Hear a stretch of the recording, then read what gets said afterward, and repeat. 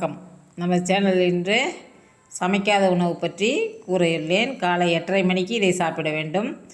காலையில் சாப்பிடுவதற்கு இரவே ஊற வைத்த நிலக்கடலை தனியாகவும், முந்திரி பருப்பு ஊற வைக்கக்கூடாது.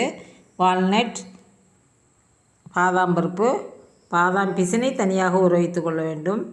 இந்த வால்நட்டு, பாதாம் பருப்பு இவைகளை தனியாக ஊற வைத்து கொண்டு, இந்த மாதுளையும் தனியாக முறித்து முத்துக்களாக எடுத்துக்கொண்டு அதை அனைத்தையும் காலையில் கலந்து மிளகுத்தூளோ அல்லது சர்க்கரையோ கலந்து சாப்பிடலாம். தங்களுக்கு எது தேவையோ கலந்து சாப்பிட்டு கொள்ளலாம்.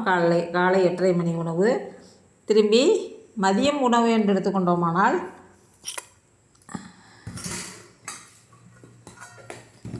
மதிய உணவில் சின்ன வெங்காயம், கேரட், பீட்ரூட், வெள்ளரிக்காய், தக்காளி,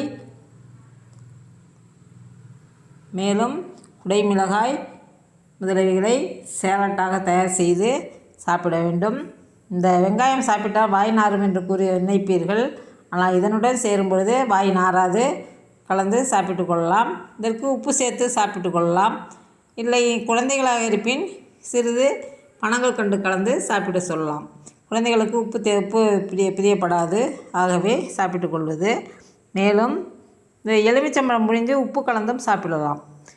இடையில் பசி ஏற்பட்டால் தேங்காயில் 2 கீறி சாப்பிட்டு கொள்ளுங்கள். இரவு 2 ஆப்பிள்களை சாப்பிட்டு கொள்ளுங்கள். இதுதான் இன்றைய உணவு. நாளை பயன்படுத்தி பயனடைவி. தங்களுக்கு பிடித்திருந்தால் லைக் செய்யவும், ஷேர் செய்யவும், சப்ஸ்கிரைப் செய்யவும், உங்களது கமெண்ட் செய்ய பதிவு செய்யவும். நன்றி.